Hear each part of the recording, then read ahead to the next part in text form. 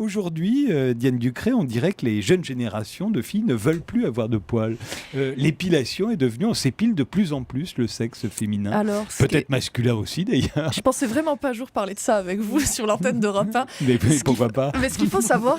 J'avais envie de poser la question. Aussi, vous voyez comme quoi? Oui.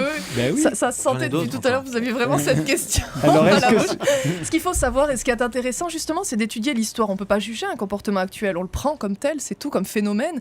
En revanche, ce qui est amusant, c'est qu'à Sumer ou dans l'Égypte antique, c'est le signe des esclaves. On punit la femme infidèle en lui rasant complètement le pubis et en la baladant dans des chaînes comme ça dans le village pour montrer qu'elle est une petite fille, qu'elle a fauté, qu'elle sera désormais dans la maison de son mari une esclave.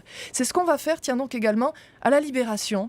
Les femmes, on parle souvent des femmes tondues, l'histoire étant écrite bien souvent par des hommes, on oublie de dire qu'on n'a pas tondu que la tête, mais on tond surtout les parties intimes pour justement punir cet organe qui a pris du plaisir alors même que tout le monde souffrait et qui a échappé à la nation et aux hommes français.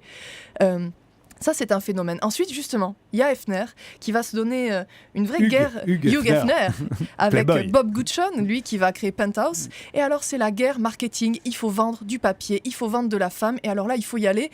Il faut montrer de la femme nue. Mais à l'époque, la censure interdit les poils. Donc, on va débroussailler tout ça. Et finalement, à force d'avoir cette esthétique-là qui va s'imposer par ce qu'est un marketing finalement, une guerre entre deux grands journaux, de grandes publications, va peu à peu revenir à la mode, alors même que c'était une véritable lutte contre la censure, d'avoir le droit de montrer ses poils pubiens. Et bien finalement, ça va revenir à un déboisage triste.